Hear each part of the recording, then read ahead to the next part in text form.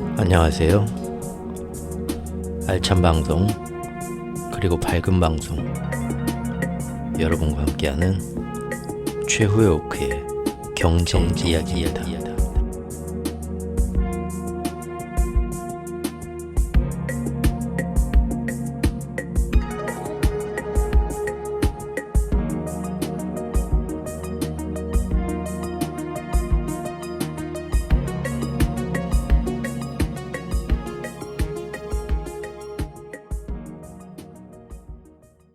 안녕하세요. 토요일의 최오크입니다. 오늘은 트럼프가 이제 당선이 됐죠. 아직 뭐 확정이라고는 아니지만 사실상 확정이죠. 근데 지금 바로 당선된 지 뭐 며칠 되지도 않았는데 벌써부터 그동안 세력들이 지난 3년 동안 열심히 시행해왔던 전 세계에서 지금 걸쳐서 이런 아주 튼튼하게 진행되어 온 이 세력들의 마스터 플랜이 지금 아주 트럼프 아직 정식으로 취임하지도 않았는데 사방에서 지금 반란의 조짐과 함께 크게 흔들리면서 위협받는 모습들, 이것이 앞으로 전 세계적인 어떤 세계 정세 이런 것이 어떻게 변해가면서 어떤 영향을 끼칠지에 대해서 한번 지금 살짝 나오고 있는 조짐부터 한번 좀 면밀히 한번 살펴보겠습니다. 제가 여기서 세력들 하니까 이제 뒤늦게 이제 제 채널을 알고 오신 분들은 항상 주식시장에서 얘기하는 세력들 뭐 그런 거 생각하시는 것 같은데, 기축통화 금융 세력을 얘기하는 거 좀 다르고요. 이제 제 블로그에 다른 왕추천 글을 좀 읽어보셔야 알 수 있는 거기 때문에 혼동은 하지 말아주셨으면 하고요. 본론 들어가기 전에 일단 제 블로그에 오셔가지고 서로 이웃 신청하시는 분들이 있는데요. 블로그 오시게 되면 공지사항들 한 번씩만 좀 봐주십시오. 공지사항 보면은 서로 이웃은 유튜브 멤버십 회원분들하고만 맺고 있고 그 이유가 뭔가 어떤 식으로 하는가 나와 있으니까요. 공지사항 보고 좀 해주시고요. 아니면은 다 유튜브 멤버십 회원인 걸 얘기를 안 하면, 공지사항들 얘기를 안 하시면 다 거부당한다는 거 알고 계시고요. 그 다음에 제가 만든 카페도 이 영상 밑에 설명란에 보면 항상 블로그하고 카페 링크가 다 있습니다. 카페도 오셔가지고 뭐 다른 카페에 올려놓은 거 재밌는 거 많으니까 보시고, 또 유튜브 멤버십 회원분들이신 분들은 반드시 카페 공지사항 보시고요. 카페에도 공지사항이 있습니다. 그거 보시고 거기 나온 대로 네이버 쪽지를 저한테 반드시 보내주시기 바랍니다. 그럼 시작하겠습니다. 자, 본론 들어가기 전에 좀 이 얘기를 안 할 수가 없네요. 선거 뭐 여론 조작이 다, 제가 저번 영상에서 샤이 트럼프 얘기했더니 그거 아니다, 여론 조작이 다다, 샤이 트럼프는 없다. 그래요? 뭐 그렇게 생각하실 수도 있는데, 지나면서 보니까 우리나라 유튜브에 썸네일 어제 오늘 사이에 막 미국 대선 여론 조작 막 나와요. 그래서 좀 뭐 뉴스가 터진 줄 알았어요. 근데 뉴스가 터진 건 없고, 우리나라에 이제 조금 목소리가 크신 분들, 영향력이 있는 많은 구독자를 가지신 어떤 유튜버 훌륭하신 분들이 몇 분이 이번에 여론 조작이 확실하다 미국에서, 그래서 우리나라 대선에서는 계속 해리스가 이기는 걸로 사람들한테 계속 전달이 됐고, 우리나라 언론도 그대로 그거 해가지고 전혀 몰랐다 미국에서도 이렇게 얘기를 하시더라고요. 그래서 뭐 그냥 지나가려고 했는데 표영호 씨인가? 표영호 TV 우리나라 부동산은, 그분도 썸네일 제목이 미국 대선 여론 조작해서 야, 이거 내가 모르는 뭔가가 있나 보다 해서 한번 들어봤어요. 근데 표영호 TV는 보니까 그건 썸네일에서 어그로 끌라고 하는 거고, 들어보니까 대선 여론 조작이 뭐 어떻게 실제 됐다 얘기는 못하고, 그냥 왜 선거 결과가 이렇게 압승인데 너무 다르게 나왔냐, 미국에서 아무래도 트럼프를 싫어하는 그런 여론조사들이 조금 해리스한테 유리한 쪽으로 조금 자기들 입맛대로 여론조사를 해서 낸 것 같은데, 그거를 우리나라 언론에서는 아무 비판도 없이 흔히 뭐 기레기라고 하죠. 그대로 갖다 전달했다. 뭐 그런 걸 좀 짚으시더라고요. 그래도 표영호님은 딱 거기서 짚을 수 있는 만큼만 짚지 무리한 주장은 안 하시는 것 같더라고요. 근데 제가 뭐 있는 그대로 말씀드리겠습니다. 제가 뭘 알겠으냐마는, 하도 여론조작 하길래 여론조작이 확실하다고 누군가 주장하신 아주 엄청난 대단하신 훌륭하신 분 영상이 있길래 오늘 아침에 봤습니다. 빠르게 돌리기도 안 하고 하나하나 차근차근 봤어요. 제가 뭐 모르는 뭔가 있나 해서. 근데 분명 저보다 많이 알고 훌륭하신 분인데 저는 확실히 그냥 지금까지 제가 봐온 그 견해를 그냥 유지를 하겠습니다. 예. 저는 그거 봤는데 그 여론 조작이라고 밀어붙이는 게 제가 볼 때는 논리적으로 너무 비약이 심하고요. 확증 편향적인 얘기만 하시는 것 같더라고요. 뭘 모르니까 그러겠죠? 저도 그분 영상을 그 채널을 예전부터 봤어야 되는데 그거 하나만 딱 보고 말했으니까 제가 뭘 모르고 오해할 수도 있는데 그래도 좀 아닌 것 같더라고요. 대충 그 내용 보니까 뭐 설문조사를 뭐 60몇 개를 전화로 뭐 이렇게 ARS로 해가지고 그 60몇 개를 누가 그걸 하고 있냐 전화통에 붙잡아가지고 중간중간에 근데 질문도 엄청 꼬아서 트럼프 굉장히 좀 비하하는 식으로 막 그런 문항이 나오니까 트럼프 지지자 듣다가 에이씨 하고는 그냥 끊었을 거다. 그런 식으로 해서 트럼프 지지자들이 응답을 못하게 만들었었던 것 같다. 충분히 그렇게 생각할 수 있다고 봅니다. 근데 문제는 그거는 이제 머리에서 생각하는 거고요. 자기 머리에서 심증이잖아요, 여러분들. 여러분들이 뭐 법정에서 뭐 가릴 때 아무래도 저놈이 술 먹고 저 여자 때린 것 같다 하는데 증거가 없어도 심증만으로 그냥 마녀사냥 할 거예요. 우리나라 항상 문제가 되는 게 우리나라 사람들의 그런 마녀사냥이잖아요. 뇌피셜로 모든 게 이게 맞아. 내가 세상 살아봤는데 이게 맞아 하고 김건모 씨도 그래가지고 인생 파탄 났죠. 지금 다 저기 그 무죄로 불구죄로 다 지금 다 됐지만 누가 보상이나 해줍니까? 그때 뭐 김건모 천하의 나쁜 놈 욕했던 분들이 미안하다고 사과나 합니까? 그러지 않죠. 항상 보면 쉽게 좀 많이 선동되는 분들이 있는데 자기가 조금 누가 어쨌대더라 하는 것보다는 자기가 거기에 대해서 좀 교차 검증도 해보고 깊이 생각도 해보면 좋은데 이 사람이 이런 말하니 그럴듯하네. 너는 어떻게 생각하냐? 하방의 답을 항상 바깥에서만 구하러 이리저리 다니면 쉽지 않은 것 같더라고요.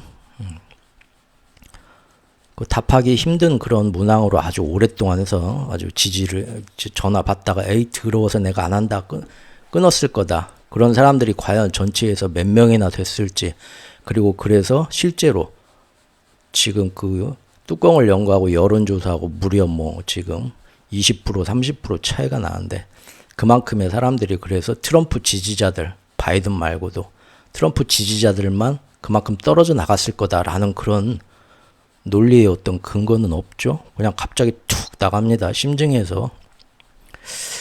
글쎄요. 저 같으면 제가 바이든을 지지해도 20분 30분 설문조사 한다고 하면은 제가 바이든 지지해도 나 모른다고 바쁘다고 저도 끊을 것 같아요. 뭐 설문조사 항목을 그렇게 만들었다고 해서 트럼프 지지자들만 다 대답 끝까지 안 하고 다 바쁘니까 떨어져 나갈 거다. 뭐 노동자들이니까. 그거는 좀 억지고요. 근데 이렇게 얘기해도 아니라고 하실 분도 있을 겁니다. 그러니까 제가 꼭 맞다는 건 아니에요. 그리고 제가 지금까지 세상을 봤을 때요. 차라리 여론조사를 조작하고 싶다면 굳이 힘들게 그런 방법 효과도 불명확하게 내가 이런 식으로 설문조사 오래 해서 이렇게 하면은 이 중에 트럼프 지지자는 바이든 지지자는 그대로 남고 트럼프 지지자만 다 떨어져 나가겠지 이런 확실하게 정말 그 효과가 날지도 불명확한 문항들을 조작하고 그렇게 힘들게 어설프게 안 합니다. 요즘 세상에 누가 그런 멍청한 방법을 써요. 보통 통계 표본이나 집계 방식을 수학적으로 손보는 게 깔끔합니다. 그렇게 하면은 자신이 원하는 대로 정확하게 데이터를 조정할 수 있는데 뭐 이렇게 힘든 방법을 그렇게 택합니까? 효과도 어떻게 나올지 잘 모르는 방법을. 우리나라에 지금 문제 요새 얘기되고 있는 명태균 씨인가? 그 사람 녹취록도 보면 그러잖아요. 젊은 사람 20대들이 윤석열을 지지를 안 하는 것 같다. 근데 20대들도 젊은 사람들이 윤석열 지지 많이 하는 걸로 좀 국민들한테 보이고 싶다 하니까 그때 뭐라고 합니까? 뭐 설문조사 항목을 막 이렇게 막 조정해서 뭐 그런 얘기 안 하죠. 전화해서 그냥 뭐 표본 통계에 20대 항목이 몇 프로가 딱 들어가는데 표본을 어떤 식으로 조정을 해가지고 그것을 확대해가지고 넣어서 넣을 때 통계를 낼 때 그렇게 해서 마치 그 밑에 통계 그런 조작을 집계 방식을 바꿔가지고 20대들의 응답 비율이 굉장히 많고 그래서 20대 전체 우리나라 20대 전체의 대부분이 윤석열을 지지하는 것처럼 사람들이 쉽게 오해할 수 있도록 통계 조작 방식과 집계 방식을 그거를 바꾸면 되는데 못하러 뭐 어렵게 뭐 그리고 그럼 불명확한 방법을 씁니까? 만약에 그렇다면 미국의 여론조사 기관들이 우리나라와 달리 훨씬 많죠. 수십 개, 수백 개라고 합니다. 걔네들이 전부 다 와서 명태균 씨한테 한 수 배워야겠죠. 미국이 우리보다 못하네요. 왜냐하면 사실 여론조사 이번에 저 같은 경우는 계속 기사를 스크랩하면서 지금 꾸준히 봤었기 때문에 아는데 여론조사 기관 날마다 우리나라 뉴스에 나올 때마다 경제기사에 제가 다 스크랩하면서 영상에서도 또 회원 영상에서도 꾸준히 소개를 해줬었거든요. 보면은 보수 진영 말고 트럼프 응원하는 민주 진영 말고 트럼프 응원하는 보수 진영 폭스 뉴스나 뭐 그런 데서 조사한 것도 전부 다 초박빙으로 나왔습니다. 여론조사가. 그럼 트럼프를 응원하는 그런 데서 만든 여론도 뭐 여론조사 항목이 똑같은 건 아니죠. 자기들 원하는 대로 유리하게 여론조사 항목 짰을 겁니다. 그리고 우리나라 명태균 씨가 한 것처럼 조금 표본 통계 뭐 이런 방식을 조금 손봐가지고 트럼프한테 유리하게 그 사람들도 틀림없이 하고 싶고 가능하면 했을 거고요. 그러니까 보면은 트럼프를 응원하는 보수 진영의 뭐 극우나 이런 데서 나온 여론조사 결과 보면 트럼프가 경합주에서 계속 우위라고 나왔어요. 그리고 간혹 트럼프한 해리스를 막 아주 그냥 대놓고 편드는 애들 있죠. 뭐 예를 들면 그 리버럴한 뉴욕타임스나 이번에 아니면은 월스트리트 저널의 금융세력은 이번에 확실하게 해리스한테 붙기로 했기 때문에 경합주에서 트럼프가 이긴다 하면 그 다음날 바로 아니다 해리스가 이긴다 하는 반대 여론조사 기관이 나온 게 항상 월스트리트 저널이었습니다. 제가 기사도 여러 번 스크랩 했는데요. 근데 얘네들도 자기들 입맛에 맞게 그러니까 트럼프 진영도 여론조사를 했을 거 아니에요. 설문조사 항목도. 근데 항상 양쪽 다 결국은 우리가 이긴다 네가 이긴다 하지만 오차범위 이내 초박빙으로 나왔습니다. 맞죠? 어느 한 군데가 트럼프가 막 압승이다 아니면 뭐 해리스가 막 몇십 프로 압승이다 나온 기관은 수십 개 수백 개의 여론조사 기관 결과 동안 미국에서 하나도 나온 게 없어요. 전부 자기들 입맛대로 설문조사 항목 만들고 조사하고 했어도 결국은 몇 프로 0점 몇 프로의 뭐 오차범위 이내 초박빙이 대부분이었습니다. 그럼 뭐 보수 진보 막 다 전부 다 여론조사를 무조건 트럼프한테 불리하게 다 한 겁니까? 그건 아니잖아요. 거기도 트럼프 응원하는 많은 여론조사 기관들인데 걔네들조차도 트럼프 유리하다 해도 초박빙으로 다 똑같이 내놨단 거예요. 거의 차이가 조금씩 차이는 있었지만 큰 대세는. 근데 그걸 가지고 뭐 무조건 해리스한테 유리하게만 모든 걸 조작했다 말하는 것도 일단 앞뒤가 안 맞죠. 논리적으로. 다만 어디서 그랬습니까? 정치도박 사이트들에서 정말 돈 내고서 자기가 배팅하고 진짜 큰 돈 거는 사람들. 그거는 미국 사람들만 있는 게 아니죠. 전 세계 사람들, 외국 사람들 이런 걸로 재미 보는 도박사들이 다 덤벼드는 사이트란 말이에요. 그런 사이트들에서는 어땠습니까? 10월 중반까지 거기도 초박빙이긴 초박빙이었지만 처음부터 계속 트럼프가 조금 더 우세로 나왔어요. 그리고 10월 중순 이후부터는 쭉 올라가면서 트럼프가 거의 해리스하고 막판에는 60대 40 거의 이번에 개표 결과하고 딱 들어맞을 정도로 그렇게 올라갔었죠. 정치도박 사이트에서는 자기들이 여론조사 같은 거 안 보죠. 그런 시뮬레이션 컴퓨터 돌리고 그런 거 아니죠. 자기들이 아는 모든 정보의 도박사들이 자기들이 다 계산해가지고 배팅을 한단 말이에요. 예 아니오로 해가지고 설문조사 항목도 아니에요. 예 아니오 막 이런 식으로만 간단 말이에요. 결국 정치도박 사이트는 오늘도 제가 밑에 다 이렇게 가져왔는데 기사 정치도박 사이트에서도 보면은 그 이번에 제일 큰 돈 뭐 프랑스의 그 통계학자라나 뭐 지가 뭐 누구 있잖아요. 배팅한 사람 엄청나게 이번에 트럼프한테 돈 많이 걸어갖고 대박난 사람. 그 사람 기사도 저번 영상에서 제가 소개시켜 드렸지만 월스트리트 저널하고 직접 자기가 인터뷰를 했죠. 나 트럼프 지지자도 아니고 나 돈 벌란 도박사다.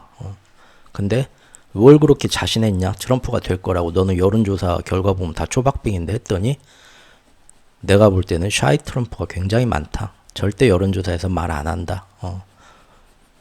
그 사람들이 생각보다 굉장히 많을 거고 이번에 행동으로 나설 거라 봤기 때문에 자기다가 일생일대 큰 돈을 덜었다. 그 기사 보여드렸죠. 제 블로그에도 그대로 있습니다. 그리고 지금 오늘까지 또 나온 대선 분석 기사들 다 보면요. 이제는 하나하나 이제 개표하면서 나오잖아요. 대충 통계가 며칠 지나가지고 여기 보면은 젊은 사람, 흑인, 라틴계, 백인 여성층, 노동자층 이 사람들 원래 전통적으로 다 민주당 찍었던 사람들 그 사람이 지금 트럼프한테 다 10% 20%씩 다 돌아갔다. 그 결과가 이제 나오죠. 이런 게 팩트입니다. 결국 이런 사람들이 다 샤이 트럼프였다는 거예요. 그 안에서는 자기가 속한 집단 안에서는 나 트럼프 지지하면은 맞아 죽는 분위기라서 말도 못 꺼내는 사람들이죠. 자기들 소속 집단에서는 그 사람들이 몰래 다 너 당연히 해리스겠지 했는데 트럼프 많이 찍었다. 거기서 10%씩만 빠져나와 모으면 이번에 60대 40 그대로 됩니다. 저는 팩트 보고 이랬던 것 같다 하고 말씀드리는 건데 그래도 내가 맞다 하고 인정 안 하겠다 하면은 그건 뭐 어쩔 수 없습니다. 그래도 뭐 제가 제가 다 맞는 건 아니고요. 그냥 저는 누가 뭐 맞다 틀리다 하는 것보다는 제가 보던 방식으로 계속 볼게요. 왜냐하면 이 보던 방식으로 제가 이렇게 보면서 지금까지는 뭐 큰 실수 안 하고 저는 이 방법이 저한테는 제일 맞더라고요. 예전에 초전도체 처음 나와서 막 난리 날 때도 그날 바로 제가 블로그에 글 썼었죠. 예전에 뭐 슈퍼개미 씨 나오고 존니 씨 나오고 뭐 이럴 때다 막 대한민국에 투자할 때다 삼성 살 때다 막 그때 뭐 교수님 나와서 할 때도 그때 다 블로그에 제가 글 썼고 최근에는 그 뭐 배터리 아저씨 나왔을 때도 제가 좀 걱정하는 얘기 많이 했었고요. 그때도 다들 와갖고 아무것도 모른다디 그러셨지만 몇 달 뒤 뭐 반년 뒤 1년 뒤에는 그래도 제가 본 대로 가더라고요. 사실 이번 트럼프도 어땠습니까? 대선 토론 처음 딱 나왔을 때 9월 달에 9월 10일에 그 다음날 제가 만든 영상에서 앞만 봐도 트럼프가 우세고 세력들도 앞으로 트럼프가 확실히 더 잘 될 거라 생각하고 저도 이제 그때부터 그런 얘기 했었죠. 그때도 오셔가지고 너는 뉴스도 안 보냐 하고 지금 트럼프 완전히 망치고 해리스가 잘 나가는데 왜 그런 소리를 하냐 하셨죠. 사실상 저는 처음부터 9월 10일부터 트럼프 쪽으로 거의 배팅을 하고 있었습니다. 알고 계시겠지만. 근데 그때 TV 대선 토론에서 뭐 개를 잡아먹어야 했을 때 글쎄요. 우리나라 유튜버들 제가 다 본 건 아니지만 그때 쭉 기사나 뭐 유튜브들 썸네일 보면 어디 가서 지금 그 TV 대선 토론 트럼프가 더 잘했다. 그래서 앞으로 트럼프가 올라올 것 같다 얘기하는 사람 저 말고 저는 못 봤습니다.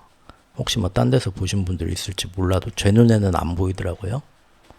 왜 그때는 뭐 그런 생각들을 못 하셨을까요? 그냥 제 식대로 갈게요. 그리고 여론 조작 얘기는 제가 처음부터 했었죠, 사실.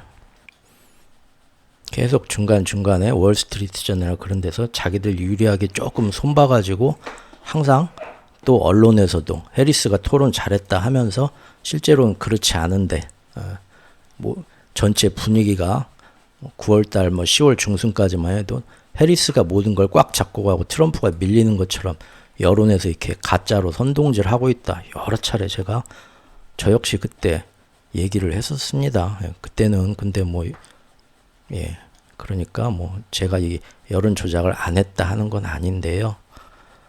팩트만 보자 이겁니다. 팩트만. 여론조사에 손을 댔을 거라는 추정과 예측은 충분히 가능하고요. 저도 그런 가능성 여러 번 9월 10일부터 남들 아무도 얘기 안 할 때부터 제가 먼저 얘기했었습니다. 하지만 그것이 전부 다 해서 이번 선거의 모든 여론조사가 다 심각한 조작이었다고 밀어붙이지는 말자고요. 그거는 제가 보니까 지금 논리적이지도 합리적이지도 객관적이지도 못합니다. 예. 항상 우리가 뭐 내가 오른쪽이냐 네가 왼쪽이냐 하면서 상대 진영 사람들 뭐 얘기하는 거 듣고 말이 안 통한다. 너무 저기는 이 눈으로 보면 뻔히 안 보이나? 저 국민학생, 초등학생도 아니고 어떻게 저렇게 감정적으로 쉽게 선동당하지? 하면서 우리가 비하하지만 그쪽 진영에도 똑똑한 사람 있고 논리적인 사람들이 있거든요. 그 사람들은 또 이쪽에서 그런 모습을 봅니다. 그러면서 야, 다 내로남불인 거죠. 이쪽에서 뭔 얘기가 나와도 무조건 저건 아니야 안 믿어버리고, 자기들 쪽에서 좀 불리한 게 나와도 아니야 하고 광신도들처럼 내로남불식으로 양쪽이 똑같습니다. 제가 볼 때는 둘 다 말이 안 통하는 집단들이라고 생각을 하겠죠. 그렇게 서로가 극으로, 흑 아니면 백으로 모든 것을 극단적으로 생각하니까 지금 제가 볼 때 지구별 사람들이 여기서 더 진화된 단계로 나아가지를 못하는 게 아닌가. 예, 뭐 저는 흑백이 아닌 그대로 있는 그대로의 회색으로 보면 좋겠습니다. 여론 조작의 가능성은 충분히 있고 어디서도 다 손봤을 거라 봅니다. 하지만 지금 미국같이 아주 저기 뭐 제3세계 저기 신흥국이나 독재국가처럼 모든 언론을 자기들 마음대로 다 좌지우지할 수 있는 그런 후진국이 아니기 때문에 보수 진보 나름대로 자기들 입맛에 맞는 여론조사 기관 언론들이 다 있는데 걔네들을 다 일괄적으로 여론 조작을 한다는 건 말이 안 되고요. 그럴 증거도 아직 안 나왔고요. 나머지 이럴 가능성도 있겠다 하는 거는 뇌피셜인데 아까 위에서 쭉 제가 말씀드린 것처럼 정말로 조작하려고 맘먹은 것보다 깔끔한 조작 방법이 있고, 더구나 왜 보수기관, 진보기관 막론하고 전부 다 자기들 유리한 대로 조금씩 여론조사가 나왔지만 그래봤자 계속 오차 범위 내에 초박빙이었냐, 그거는 설명을 못한다 이거죠. 제가 제 아버지를 짙은 회색으로 평가를 한다고 해서 제가 아버지를 까만색이다 블랙이다 하고 미워하고 증오한다는 뜻은 아닐 겁니다. 그리고 그것이 아버지를 어렸을 때 순수한 백색으로 보던 시절보다 덜 사랑한다는 의미도 아닐 겁니다. 지금의 모습을 있는 그대로 보자고요. 확대 해석하지 말고 중심을 좀 잡았으면 합니다. 그래서 뭐 제가 꼭 맞다는 건 아니고 저는 이 방법이 그냥 제 스스로 제가 제 자신을 개발하는데 저한테는 이 방법이 맞는 것 같아서 이렇게 가겠습니다. 물론 얼마든지 다르게 생각하실 수 있고요. 다만 제 유튜브에 와서 틀렸다, 이건 아닌 것 같다 말씀을 하시려면 제발 팩트와 근거 좀 갖고 와서 좀 말씀을 하셔야지, 무조건 이래도 아니야, 아니면은 심지어 위에서 영상에서 한 얘기가 있는데 그 얘기를 제대로 이해도 못하고 뭐 문해력, 독해력 그런 얘기 하죠. 예. 젤렌스키가 지금 뭐 전쟁을 자기들 유리한 대로 미국 세력하고 붙어서 끌고 가려고 지금 이렇게 하고 있다라는 거를 열심히 위에 영상에서 얘기했는데도 저번에도 누가 와서 젤렌스키 하는 말을 다 믿냐 막 쓰시더라고요. 예, 못 믿겠다고 제가 영상 만든 건데 어디 딴 거 보시고 지금 댓글을 잘못 쓰신 거죠? 이렇게 자기 생각이나 고찰이나 근거 없이 무조건 아니다 하고 와서 이렇게 분란을 일으키는 글이나 내용 영상을 다 이해도 못하고 반대 내용 잘못 오해하는 글을 쓰신 분들은 행여나 그 댓글 보고 뒤에 오신 분들도 오해하실까봐 그건 제가 지웁니다. 예. 결국 지금까지 가장 합리적으로 추론되고 있는 것은 그동안 정치 도박 사이트에서도 꾸준히 얘기했던 샤이 트럼프, 즉 제대로 설문조사에 응답하지 않았던 샤이 트럼프가 생각보다 많았다는 것이고요. 민주당이 그렇게 자신했던 라틴, 히스패닉, 흑인, 심지어 백인 여성층과 러스트벨트의 전통적인 노동자층마저도 생각보다 많이 이번에 등을 돌렸다는 거죠. 이 역시 자기가 속한 위에 이런 소속 집단의 눈을 의식하면서 여기서 트럼프, 라틴계, 히스패닉, 흑인, 전통적인 민주당, 러스트벨트 노동자층, 백인 여성층 이런 데서 트럼프 지지한다고 하면 돌맞죠. 분위기가 절대 거기서 말은 못하죠. 하지만 나는 이번에 어떤 일에서 트럼프 찍어가지고 속내를 감추고 있던 사람들이죠. 이게 샤이 트럼프입니다. 그리고 그들을 움직인 가장 큰 동력은 역시 팍팍한 서민 경제 문제였다. 예. 기사들 오늘 또 제가 쭉 해가지고 봤는데 분석 기사 전부 다 역시 제가 본 것처럼 똑같이 나오더라고요. 저는 그냥 이렇게 보고 갈게요. 네, 여기 보면 30세 미만 유권자 중에 민주당 후보 지지자가 이번에 10% 감소했다. 나머지가 트럼프 후보를 지지했다. 라틴계에서도 줄어들었다. 흑인 유권자에서도 10% 줄어갖고 트럼프로 갔다. 다 샤이 트럼프들이죠. 그리고 그 문제는 경제와 일자리. 아무리 미국 경제 뜨겁다고 해도 서민들 먹고 살기 힘든 경제 심판을 한 거죠. 백인 여성층도 그랬고 저기 러스트벨트의 노동자층도 다 배반했었다. 이 얘기 나오고 있습니다. 이거는 단순히 뭐 이랬을 것이다 하는 게 아니죠. 실제 이제 조사가 나온 겁니다. 심지어 이번에는 뉴욕의 뒷골목표도 얻어갔다고 하죠. 뉴욕 하면은 리버럴한 대표주로 민주당이 굉장히 당연 해리스 안방이라고 생각하는 데인데 그 안에서도 약간 못 사는 계층, 유색인종 계층 이런 사람들이 이번에 오히려 트럼프를 찍었다라는 거죠. 최근 몇 년 동안의 대선 결과를 전부 다 적중시켜갖고 아주 하늘이 내린 점쟁이라고 아주 칭송을 받았던 이 대표적인 여론조사 기관을 운영하시는 이 교수님도 이번에 시종일관 해리스 승리라고 주장했지만 틀렸죠. 그럼 이 사람이 여론을 조작했냐? 이 사람이 예전에 공화당 트럼프가 또 오를 때는 그 사람이 당선될 거다고 공화당 민주당 상관없이 계속 얘기했던 사람입니다. 여기도 트럼프가 이길 수 있었던 이유는 먹고 사는 문제가 제일 컸다. 유색인종과 민주당 지지세에서 의외로 해리스 찍을 줄 알았는데 트럼프로 돌아선 애들이 이렇게 많았다. 기대 또 나오고요. 운송 노조나 러스트벨트도 다 돌아섰다. 이 사람들이 10%, 5%, 10%씩 다 모여가지고 이번에 거의 60대 40으로 벌어지는 거죠. 그래도 아닌 건 아니죠. 또 들으시면서. 예. 어차피 다 자기들만의 생각이 있는 거고 맞는 사람들끼리 모이는 겁니다. 예. 저는 누가 맞다 틀리다 이 중요한 것보다는 제가 얘기하는 내용을 디테일들을 아주 이런 디테일 근거 때문에 다음 디테일이 또 나오거든요. 예. 그래서 저는 이 디테일을 굉장히 중요시하고 왜 저런 걸 그냥 넘어가지 못하고 또 얘기를 하는데 예. 이런 디테일 때문에 다음번 디테일 근거가 또 나옵니다. 자꾸 앞날을 예측하는. 그래서 최대한 제가 어떤 의견을 가지고 있다는 걸 설명을 드리는 건데 거기까지만 제가 할 수 있는 일이고 그 설명을 듣고 분석하고 받아들이는 모양이 다 다른 거는 각자가 하시는 거고 그건 제가 어떻게 할 수 없을 것 같습니다. 그리고 또 이런 기사 역시나 또 나오더라고요. 기독교, 민족적 보수주의 기독교 세력. 제가 그때 저번 영상에서도 말씀드렸죠. 하느님 하면서 기독교 보수주의자하고 이거 지금 그 트럼프가 굉장히 이용 잘하고 있다. 딥스 세력 그 음모론부터 해가지고 예전부터 말씀드렸던 겁니다. 영상도 많이 만들었고 이번에도 보니까 MBC 뉴스에서 출구조사를 했더니 백인 복음주의자 중에 80%가 무려 트럼프를 지지했다. 왜 그러냐? 성경의 말씀 중에 낙태를 한다. 지금 기독교에서 말이 안 되죠. 하느님을 그걸 어기는 겁니다. 그래서 지금 낙태권을 지금 해체하는 이 트럼프를 이게 지금 신의 말씀에 따르게 만드는 사자죠. 그리고 백인 성소수자 그런 것도 일단은 백인 복음주의자들은 진짜 옛날에 누가 뭐라 했는지는 알 수가 없지만 성경에서는 무조건 신이 동성애자들 다 안 된다고 했다라고 자기들끼리는 믿고 있으니까요. 지금 모든 지금 트럼프가 얘기하는 정책들이 자기들이 볼 때는 신의 사자인 거죠. 여기 나와 있네요. 이번 트럼프의 압도적인 재선은 그들에게는 정치적 승리를 넘어 신성한 명령이라고 믿는다. 트럼프는 7월 암살 기도에서 그래서 엄청나게 정치적으로 잘 이용하죠.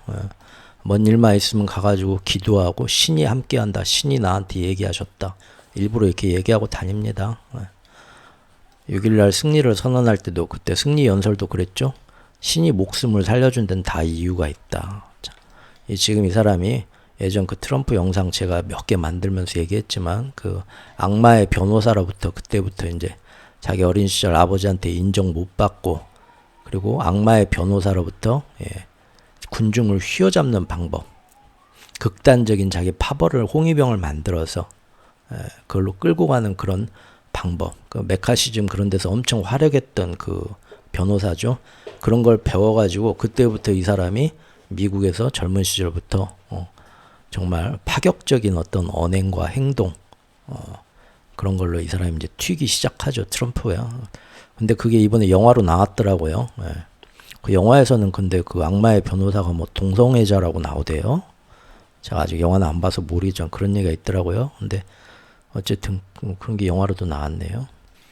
그래서 NIT에서 평가하기를 예전에도 정치인들이 대선이나 선거 때가 되면 이 종교에 가고 저 종교에 가고 우리나라도 그러죠. 뭐 조계종 가서 인사하고 기독교가 인사하고 천주교가 인사하고 정치인들 다 그러긴 하는데 미국이 정치인들이 신에게 호소하거나 성경 구절을 인용하는 건 미국이란 나라가 원래 이제 청교도의 그 기반 위에서 우리나라 홍익인간처럼 설립된 나라니까 당연히 그럴 수가 있는데 트럼프는 특히나 이 정도가 굉장히 심하다.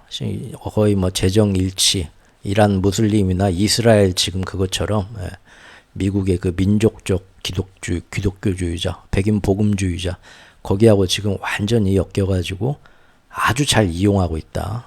지금 그런 평가들 대체적인 평가입니다. 그리고 그런 사람들이 이번에 굉장히 선거에서 또 힘을 발휘했다. 우리나라 한인교회도 영향을 많이 받았다고 말씀드렸었죠. 자, 이제는 선거 얘기는 여기까지 하고요. 지금 이제부터 마스터 플랜 얘기를 좀 해보겠습니다. 일단 경제권 나라별로 조금 살펴볼 건데요. 일단 미국 내부와 연준, 이 마스터셀러를 끌고 가는 미국 내부와 연준, FOMC 연준 세력에서 지금 어떤 위협이 오고 있는가 살펴보고요. 그 다음에는 저기 러시아하고 유럽, 유라시아 한번 봐야겠죠. 그리고 마지막으로 이제 아시아, 한국, 일본, 전 세계 이런 쪽으로 지금 좀 봐야 될 것 같습니다. 야, 요새 미국 보면 역시 사람은 감이 좋아야 되고 줄도 일찌감치 잘 세야 되죠. 그래야 승부사의 기질은 그런 겁니다. 그렇죠? 일론 머스크 얘기하는 거죠. 자기 엑스 트위터에다 쫙 저 합성 사진 올렸어요. 트럼프 당선된 날. Make America Great Again. 트럼프 형님 충성 하는 거죠. 정말 대단합니다. 너무 일론 머스크 볼 때마다 너무 재밌어요. 정말 멋진 드라마 보는 풍운의 그런 정말 모든 그런 어떠한 방법과 술수도 마다하지 않는 정말 시대의 풍운아이자 승부사. 절대 어떤 뭐 전형적인 스테레오타입, 뭐 선과 악의 그런 타입은 아니죠. 자기한테 유리한 건 뭐든지 갖다 다 할 수 있는 굉장히 복합적인 타입인데 너무 재밌습니다. 예전부터 근데 지금 그 아마존을 세웠던 제프 베이조스하고 둘이 좀 각을 많이 세웠어요. 둘 다 어디 가서 2등 하라면 하기 싫어하는 좀 성격이 둘 다 강한 사람들이거든요. 그래서 둘이 맨날 트위터로 싸우고 경쟁하고 조롱하고 좀 그랬어요. 둘이. 제프 베이조스는 예전에 트럼프 일기 때 트럼프하고 좀 척을 많이 졌죠. 그래 조금 미운 털이 좀 박혔는데 이번에 당선되니까 제프 베이조스뿐만 아니라 그동안 조금 민주당하고만 좀 가깝고 트럼프하고 거리를 뒀던 빅테크 CEO들이 전부 다 일제히 축전을 다 축하전화 올리고 아이고 형님 축하합니다 했다는 거죠. 그럼서도 지금 씁쓸하죠. 아씨 큰일 났네 앞으로 어떡하지 하고요. 하지만 미리부터 올인했던 지금 트럼프만 지금 웃고 있겠죠. 그 뭐 지금 예산 효율 위원회 그런데 수장으로 지금 앉힌다고 하죠. 어쩌면 더 큰 자리를 줄지도 모릅니다. 그러면 이제 빅테크 CEO들이 뭐 국가 지원 보조금이나 앞으로 어떤 뭐 정책적으로 빅테크 이런 거에 대해서 뭐 규제를 할지 완화를 할지 국가적으로 뭔 정책 지원을 할지 이런 거 할 때마다 안에 들어가면은 이제 백악관이나 정부 안에 들어가면 제일 상석에 이제 일론 머스크가 딱 앉아 있겠죠. 다리 꼬고 야 이제 그 드럼꼴 봐야 되죠. 오랜만이네. 그러면 오늘 그래 오늘 그거 있지? 형님 왔어요?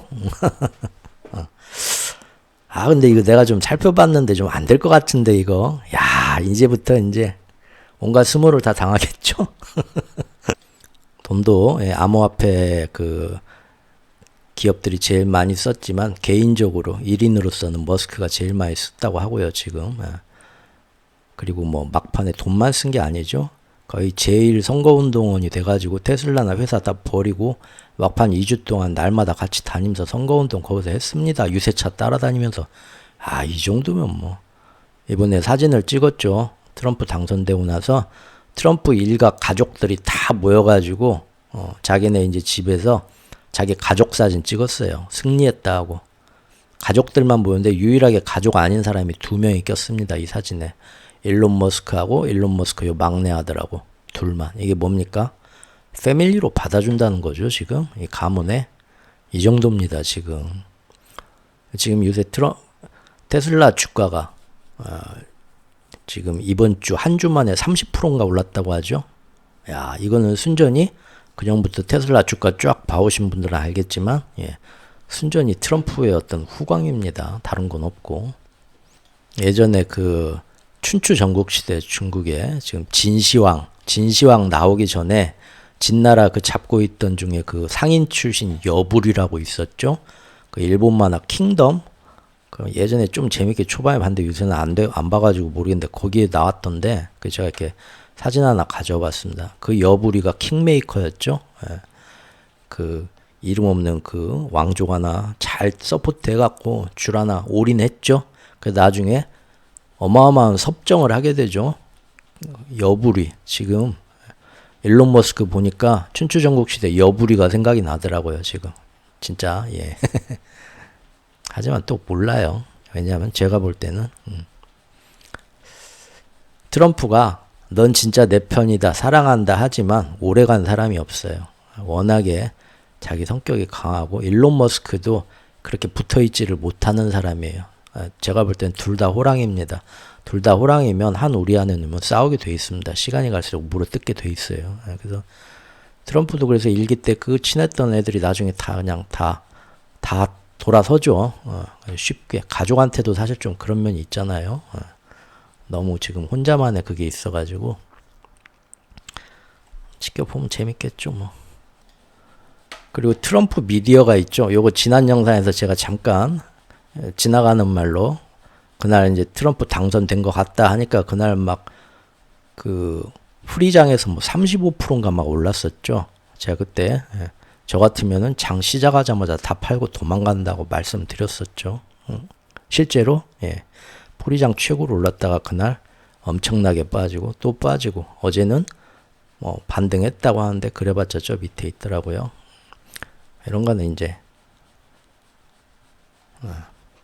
아는 사람은 다 아는 거죠.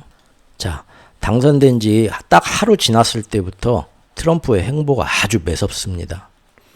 12월에 어차피 선거인단 투표까지 돼야만 확실하게 당선이 확정이 되는 건데 사실 이제 그건 하나만 하죠. 이 정도 압승이 지금 하면은.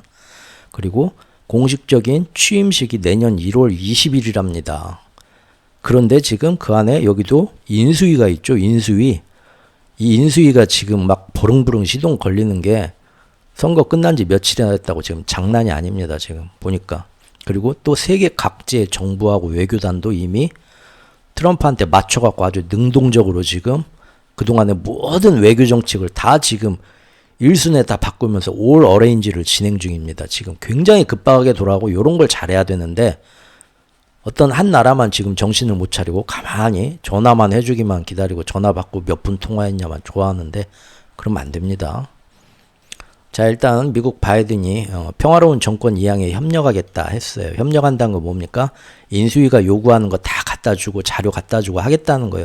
실제 그럴지는 봐야겠지만 일단 말은 그렇게 했어요. 우리나라도 예전에 보면은 뭡니까? 새로 이렇게 바뀌면 인수위에서 뭐 해가지고 새로운 기존에 있던 청와대나 뭐 모든 자료나 뭐 이런 거나 뭐 이렇게 다 미리 우리 취임식 딱 하면 꾸려가니까 줘라는데 협조 안 하는 경우 많았죠? 자기네가 좀 구린 게 있거나 그러면은 일부러 막 협조 안 하고 인수위한테 아무것도 안 해주는 행정적으로 협조 안 하는 그런 참 한 나라를 위해서는 여야를 막론하고 그런 건 협조를 해야 되는데 그러면 안 되는데요. 일단 미국은 한다고 했어요. 해주겠죠. 어떤가 한번 봅시다. 근데 지금 인수팀이 이미 그 트럼프 저택 있는 이제 그 마러라고 그쪽에 베이스 캠프를 이미 차렸어요. 부처별 업무 현황을 다 파악하겠다. 그리고 자기들이 우선 과제를 선정하겠다. 그러기 위해서 약 4,000명의 정부 주요 인사를 새로 임명하겠다. 전부 자기 사람 앉혀서. 지금 막 나오는 얘기가 벌써 어마어마합니다. 그리고 국가 안보 문제에 대한 기밀 문서, 그동안 전 세계에서 어떻게 뭐 외교했고, 뭐 전쟁이나 이런 거에 자기들만의 그 국가 안보 기밀 문서 지금 요약본 형태로 이 취임을 하기 전이라 정식으로 못 받지만 요약본 형태로라도 일단 넘겨라 했답니다. 넘긴다고 했답니다. 자, 이런 거 굉장히 골치 아파지죠. 지금 세력들로 기축통화 세력들로서는 다음 달 초 중순에 이른바 취임 당일에 시해야 할 행정명령도 이미 다 초안을 만들 거다. 이렇게 되고 있습니다. 자, 일론 머스크가 여기서 한 자리 크게 맡을 것 같고요. 전 세계 외교 사절단들이 이미 지금 트럼프 저택에 있는 말어라고에 주변에 숙박업소에 다 들어갔어요. 로비 업체들 해가지고 정치인들 다 정치 사절들 여기하고 인수위하고 지금 다 줄 서가지고 앞으로 어떤 식으로 니들이 갈 거면 우리하고 뭔 협조를 할 수 있겠냐. 외교전이 엄청나게 치열합니다. 지금 우리가 여기 가 있어야 돼요. 우리나라 사람들 기업이랑 다 기업만 가면 안 됐죠. 기업 대표라고 하면 와서 만나주겠어요. 우리나라 외교 대표가 기업인들을 끌고 가서 해야 돼. 지금 하고 있나 모르겠어요. 전 세계 가운데 우리만 안 하는 것 같아요. 행정명령 이미 300개를 준비를 끝내놨답니다. 칼을 갈아왔다고 하네요. 4년 동안.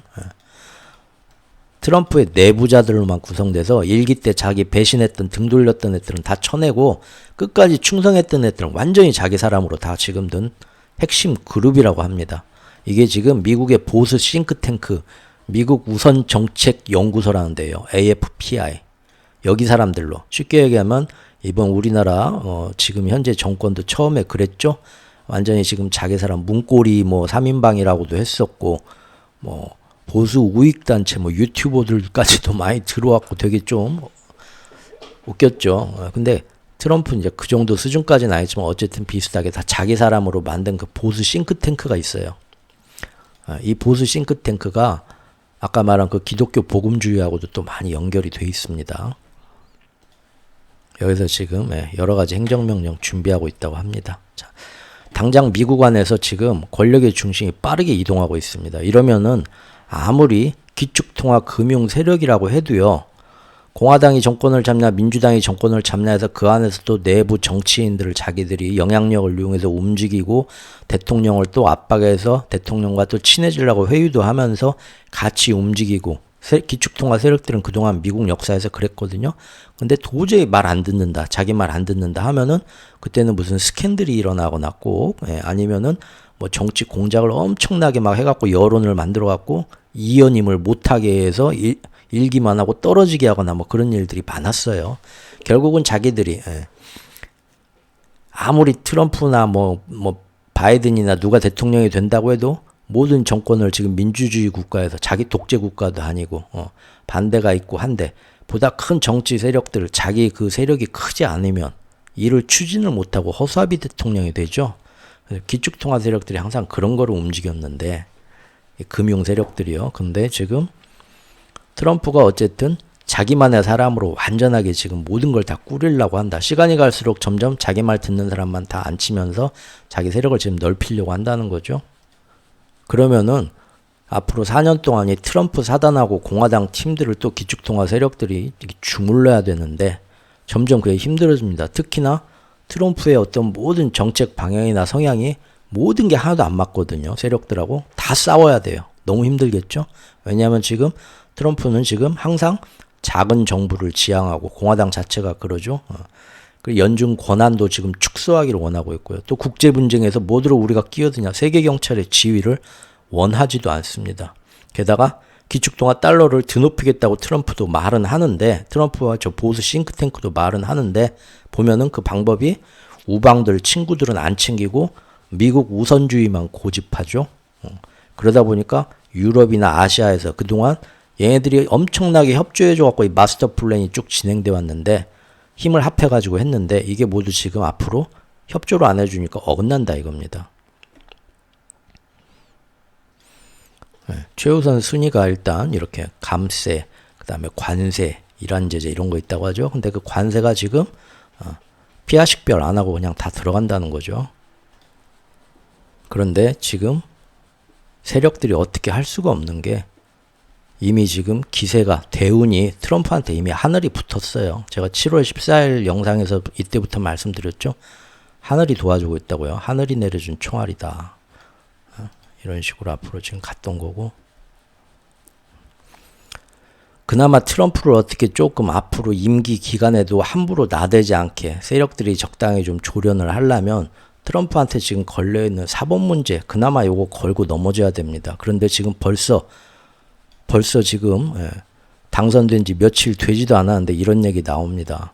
미국 역사상 첫 중범죄 대통령인 트럼프가 앞으로 모든 재판에서 해방될 것 같다.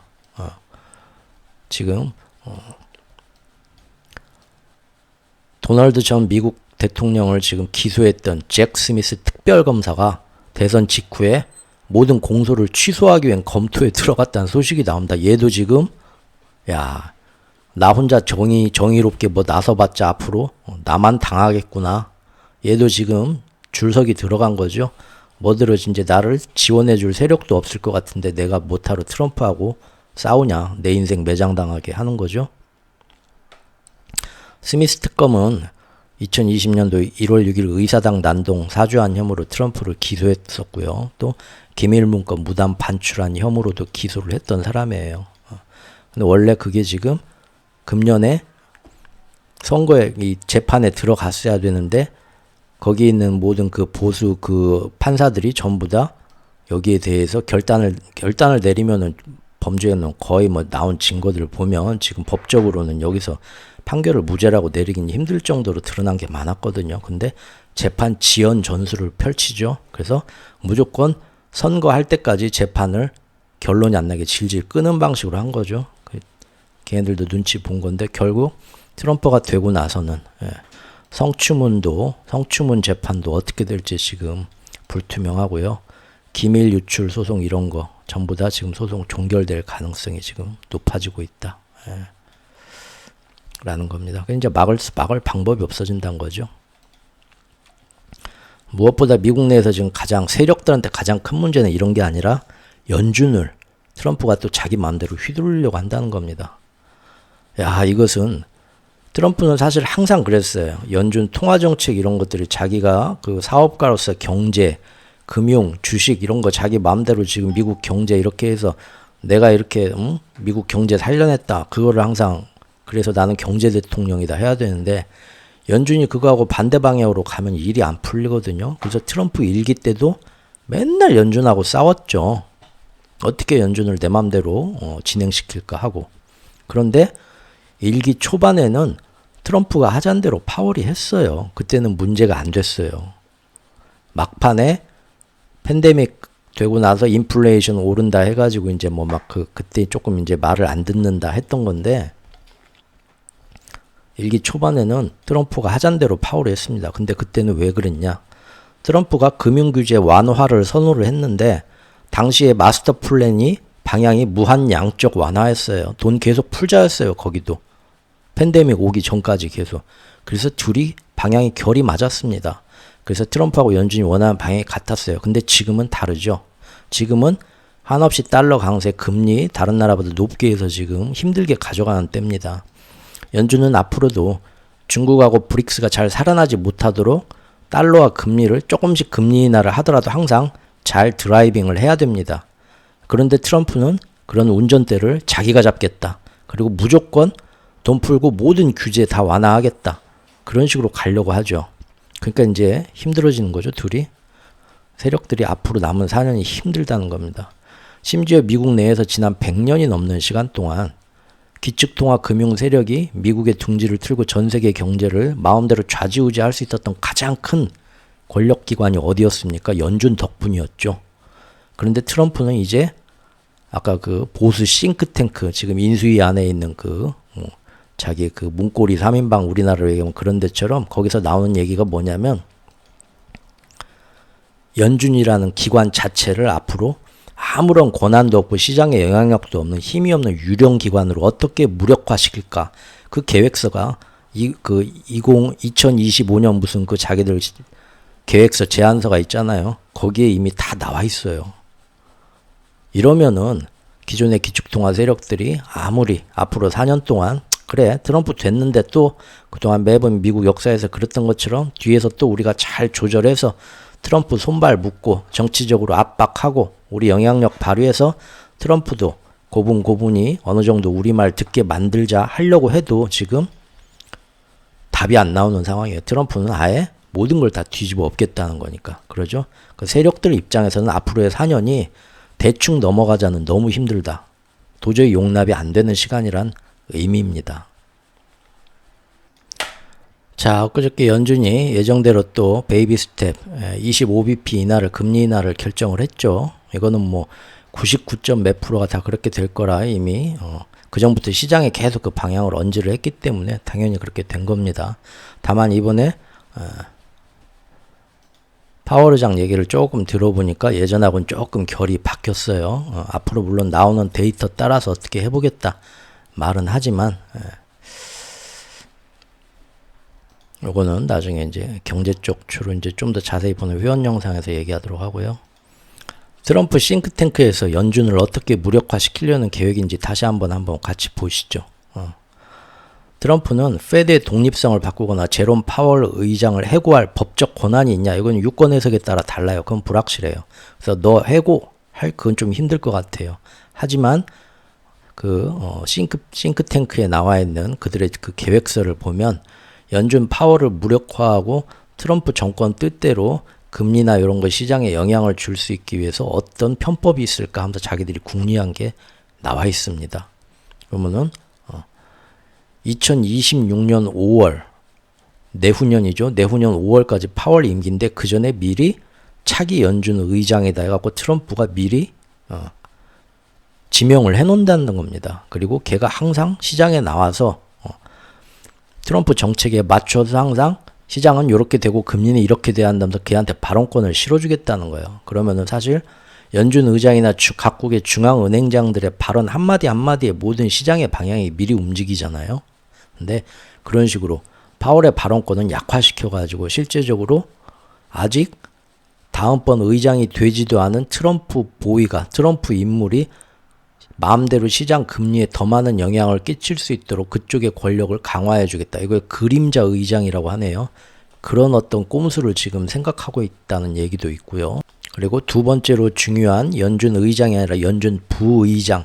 요거는 조금 정치적 압력을 넣어가지고 스스로 사임시키고 거기다 자기 사람을 올릴 수도 있다. 뭐 이런 방법들이 있다고 하네요.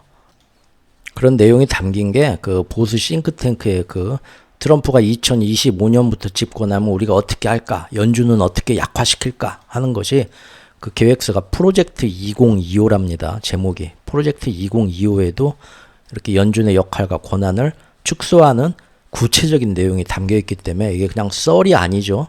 반드시 이렇게 하겠다는 거예요. 당장 이제 할 가능성이 높다는 거죠. 그러면 기축통화 세력들로서는 정말 그렇게 되면 마스터 플랜에 어떻게 자기들이 영향을 미칠 방법이 없어집니다. 그럼 지금 아주 오랫동안 계획해온 마스터 플랜이 트럼프 집권 시기 동안 어떻게 또 잘 조정하면서 가보자가 아니라 거의 99% 무력화될 가능성이 아주 높아졌다니까 세력들은 이대로 가만히 있을까요? 아니면 뭔가를 터뜨릴까요? 그래서 저는 지금 앞으로 한 2달 정도 굉장히 지금 오히려 더 위험도가 높아진 게 아닌가 지금 경계를 하고 있고요. 당장 그렇게 좀 보고 있습니다. 파월은 저번 연준 FOMC 회의에서 야 트럼프가 너 자르면 어떡하려냐 하니까 승질냈죠.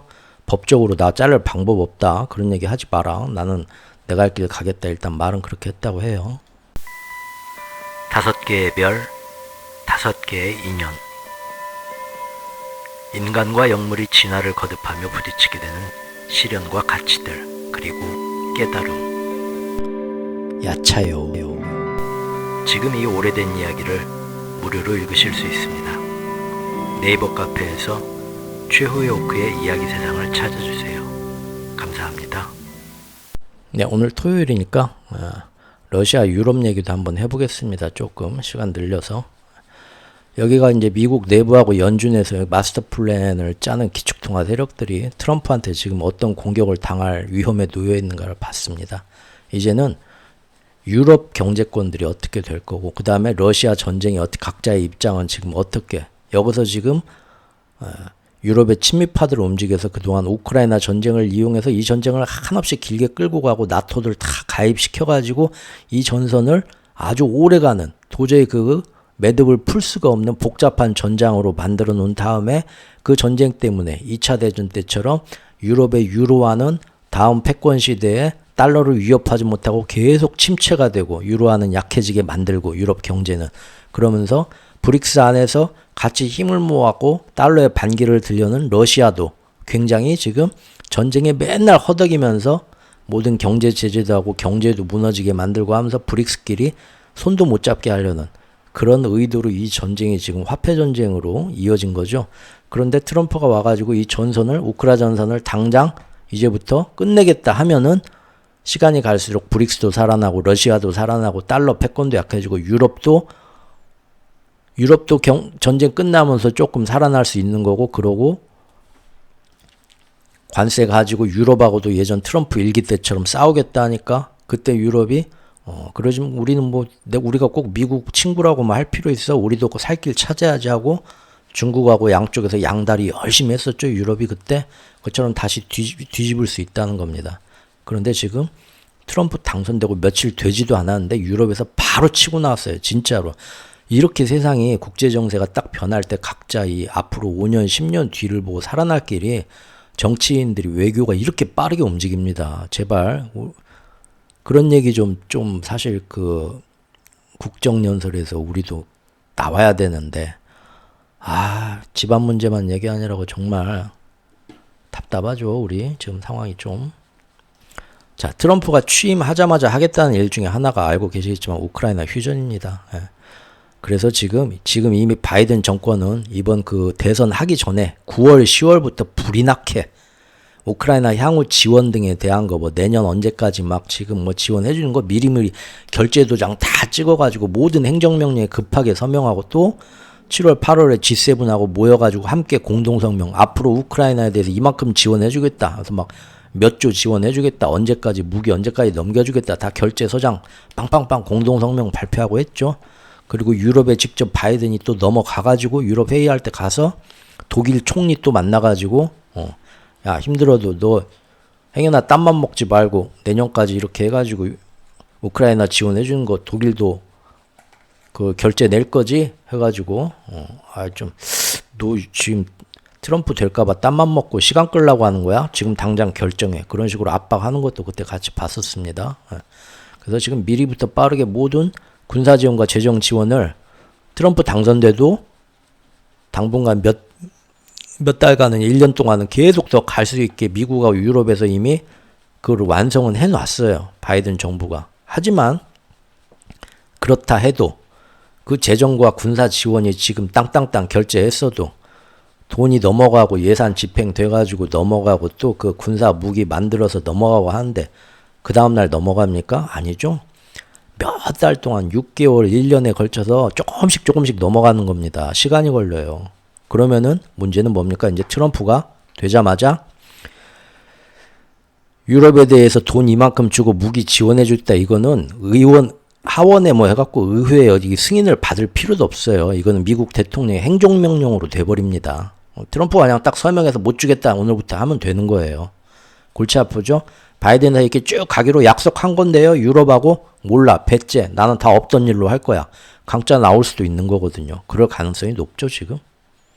그렇게 되면은 이제 우크라이나 전선은 자연스럽게 들어가는 돈도 화력도 없어지니까 우크라이나 어떻게 됩니까? 휴전 아니면 더 영토 뺏기고 질 수밖에 없는 거죠. 그러면 이제 휴전밖에 없죠 뭐. 우크라이나도 맞죠. 기사 보시면 항상 모든 기사 지금 다 그 스크랩에서 그 지금 방금 얘기한 내용들 다 근거로 뒤에다 이렇게 첨부를 하고 있습니다. 블로그 와서 보실 분들은 한번 보시고요. 여기도 보면은 8조 원 우크라이나 신속 지원 지금 하겠다. 하지만 문제는 트럼프 취임 전에 이게 다 넘어갈 수 있냐. 그건 아직 미지수다. 이런 거죠. 포탄 같은 거 다 넘어가는데 수개월이 걸리면은 트럼프가 정권 잡고 모두 다 올스탑 시킬 수도 있다. 이렇게 지금 라는 겁니다. 그걸 알기 때문에 지금 젤렌스키가 트럼프 당선 확정이라는 대선일부터 그때부터 지금 날마다 발작하고 있습니다. 발작하고 있어요. 어떻게 발작했죠? 트럼프가 될 것 같다 하는 그 날부터 갑자기 그 정확하게 확인되지도 않은 자기들 입맛대로 그냥 북한군하고 교전했다. 사상자 나왔다. 괜히 일 더 키우고 싶어서 하는 얘기인데 그거를 젤렌스키 대통령이 직접 나서서 또 한 번 공식적으로 이제는 대통령이 확인하죠. 우리 쿠르스크에서 북한군하고 붙어서 사상자 나왔어요. 근데 정확한 얘기는 안 해요. 근거가 없죠. 그리고 또 이날 그때 저번 영상에서 소개시켰지만 미국에서 익명의 고위 관계자가 나와서 우리도 확인했다 하는 거예요. 근데 그건 백악관의 정식 그건 아니었어요. 그냥 국방부 관계자, 익명의 관계자가 내 이름 밝히지 마라. 정확한 내용도 얘기해서 어쨌든 그렇게 좀 분위기를 괜히 띄우는 얘기가 나오는데 우리나라 대통령실에서는 아직까지 우리나라 국정원에서는 본격적인 전투가 일어난 건 우리가 확인한 건 없다. 우리도 심지어 이렇게 얘기하고 지금 거리를 두고 있습니다. 그리고 워낙에 지금 가짜뉴스가 거기 많으니까요. 그리고 트럼프 당선되고 나니까 이제 어떻게 일을 더 꼬아놔야 될 거 아니에요. 젤렌스키가 한 게 뭡니까? 쿠르스크나 뭐 이런 데서 자기들 장거리 드론을 날는데 드론이 무려 1,500km를 날아갔습니다.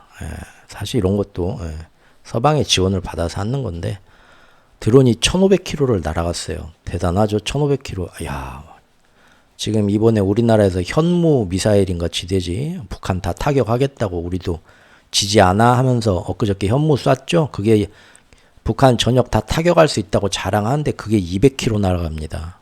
1,500km를 날렸으니까 정말 멀리 저 깊숙이 전선하고 상관없는데 때려가지고 뭔가 막 러시아도 참지 못하고 도발이 돼서 힘든 전쟁으로 쉽게 휴전시킬 수 없는 상황으로 만들고 싶다는 거죠. 쿠르스크 하나만 가지고 성이 안 찬다는 거죠. 그게 어딥니까 이번에? 카스피해. 이 지도 보십시오. 여기가 지금 흑해고요. 우크라이나하고 러시아하고 싸우고 있는 그 흑해인데 러시아 저 깊숙한 안쪽에 카자흐스탄 뭐 이런 데하고 붙어있는 스탄 국가들하고 붙어있는 카스피해가 있죠. 사실상 거의 내륙 호수 같은 데죠. 여 안에 깊숙이 있는 밖으로 빠져나가는 길이 딱 뭐예요. 하나가 있다고 하는데 어디로 빠져나간지는 제가 잘 모르겠고 이 깊숙하게 있는 내륙에 있는 러시아 해군 기지를 1,500km나 드론을 날려가지고 여기 군함들 다 막 파손시키고 했답니다. 지금 막 사방에서 더 일을 키워가지고 전선에서 딱 여기서 휴전하자 우크라이나에서 요거 못하고 요거는 그럼 어떻게 할 건데 복잡하게 지금 만들고 싶으니까 막 발작을 하는 거죠. 지금 트럼프 당선된 날부터. 반면 러시아로서는 트럼프의 당선이 그야말로 가뭄의 단비입니다. 지금 쾌재를 부르겠죠. 푸틴이 얼마 전에 브릭스 회의 때 정말 그 창피를 당했죠. 1년 넘게 열심히 준비하고 막 해가지고 그 회원국들끼리 우리 새로운 달러에 대항해서 이런 무역 결제 시스템 앞으로 써보자 했는데 아무도 호응을 안 해줬죠. 정말 전 세계에서 왕따 당하는 기분이었겠죠. 밖에서 뭐라 해도 우리 브릭스 가족들은 자기를 좀 힘들었지 하고 좀 토닥토닥 하면서 해줄 줄 알았는데 여기서도 미국 눈치 보느라고 다 정말 참담했겠죠. 국민들 보기도 창피했고요. 자기가 호스트가 돼가지고 그렇게 브릭스 회의 열을 올리면서 막 그전부터 막 선전하고 이번에 뭔가 될 거다 했는데 아무도 호응을 안 해주니까 러시아 국민들도 우리 전 세계에서 완전 왕따 당하네 우리 푸틴이 하면서 굉장히 체면도 많이 깎였을 텐데 트럼프 당선되면서 지금 지금 속으로 쾌재를 부르고 있겠죠. 러시아는 전쟁 그렇게 오래 하면서 지금 군수물자 막 일으켜가지고 지금 군수산업이 일으켜서 뭐 경제는 지금 어느 정도 크게 떨어지진 않지만 문제는 그게 군수산업이 일으켜서 일으키는 그 전쟁이 그 경제가 좋아지는 게 아니죠. 슈퍼 인플레가 하면서 사실 재정 적자 엄청나게 늘어나면서 지금 경제가 피폐해지고 있단 말이에요. 또한 서방의 경제 제재 갈수록 늘어나고 있면서 브릭스 회원국들하고 무역 결제도 지금 회피당하면서 온갖 스몰을 겪고 있는 와중인데 이게 다 전쟁 때문이죠. 마침내 휴전이 된다면 이제 그동안 힘들었지만 여기서부터 다시 바닥에서 일어나서 모든 것들의 방향을 애초 뜻대로 재설정할 수 있는 기회가 오는 겁니다. 다만 이제 문제는 그거겠죠. 트럼프하고 같이 해서 휴전시키자 하더라도 문제는 뭡니까? 쿠르스크. 그래서 지금 젤렌스키가 아무 의미도 없는 쿠르스크를 8월 달에 치고 올라간 것도 사실은 그렇게 보험을 든 거죠. 최전선에서만 이렇게 싸우고 있었으면 딱 지금 이 전쟁하는 여기서 우리나라로 치면 38선이죠. 6.25 때. 여기서 다 멈춰! 한 다음에 비무장지대, 완충지대 여기서 몇십 킬로씩 다 만들고 싸우지 마! 한 다음에 여기서 딱 영토 그거 갖고 휴전시키면 그만인데 쿠르스크는 어떻게 할 건데? 이제 골치 아파지는 거죠. 치고 들어간 쿠르스크는 또 어떻게 할 거냐. 서로 이제 이거 갖고 막 이거 양보 안 하면 나는 이것도 양보 안 한다. 뭐 난리를 칠 수도 있겠죠. 그래서 지금 러시아로서도 쿠르스크를 사실 이 영토 전쟁 휴전하기 전에 쿠르스크 원래 자기네 땅이니까 회복하고 싶을 겁니다. 그러려고 지금 북한군도 지금 용병처럼 파병 받은 거 아니에요? 쿠르스크에 불러들인 북한군을 어떻게 활용해서 여기서 현재 영토 진영으로 딱 나눠서 휴전이 일어나기 전에 쿠르스 지역을 먼저 어떻게 회복할 것이냐는 그 문제가 남아있긴 한데 그거는 뭐 푸틴이 알아서 할 거지 뭐 우리가 걱정해 줄 건 아니죠. 푸틴도 어제 보니까 북한과 합동 군사훈련은 우리는 얼마든지 관계 조약을 맺었기 때문에 가능하다. 왜 우리한테 뭐라고 하냐? 니네도 나토도 합동 군사훈련 하지 않냐? 그러니까 지금 머리는 굴리고 있는 것 같습니다. 지금 트럼프가 당선됐는데 괜히 북한군을 최전선에 투입을 해가지고 요것도 어떤 뭐 불쏘시개가 돼갖고 막 휴전 못하겠다 막 그렇게 자기가 그 길로 가야 되냐? 아니면 그냥 후방에서 같이 군사훈련만 시켜. 우리 지금 니네 나토 뭐 연합 군사훈련 한 것처럼 우리도 북한하고 같이 군사훈련 한 거야. 우리 그런 조약 관계를 맺었잖아. 최전선에 투입 안 하고 그렇게 하면은 트럼프가 이제 하는 거 봐서 트럼프 계획을 일단 들어야겠죠. 그래서 아닌데 이거 쿠르스크 회복은 일단 아무리 트럼프가 휴전시킨다 해도 쿠르스크 영토는 일단 우리 힘으로 회복해내야 될 것 같은데 하면은 북한군한테 도움을 좀 받는 거고 아니고 지금 딱 보니까 트럼프가 어떤 식으로 휴전시킬 것 같다 방향 보고 이제 북한군 파병은 받았지만 괜히 꼬투리 안 잡히게 최전선에 넣지 말아야겠다 할 때 지금 머리가 복잡하겠죠? 우리 이제 나오는 기사 보면 되겠죠. 그래서 지금 어제 푸틴이 뉴스에 이렇게 나온 겁니다. 트럼프 축하한다. 내가 먼저 트럼프 전화 안 기다리고 내가 먼저 트럼프한테 전화할 수도 있다. 인수위원회. 그 이제 전화해서 뭔 얘기 하겠어요. 휴전 어떻게 시킬 거냐. 인수위 의도가 뭐고 방향이 뭐고 계획은 뭔가 최대한 탐색해보고 싶겠죠. 그거 보고 이제 아무래도 이런 식으로 휴전시키고 하는데 쿠르스크 영토는 어떻게 지금 우리가 북한군 파병은 받았는데 어떤 식으로 지금 진행시켜야 될까. 굉장히 빠르게 지금 서로 머리 굴리고 있는 거죠. 자, 서방 선택의 순간이 왔다. 푸틴이 그러면서 기자회견 했죠.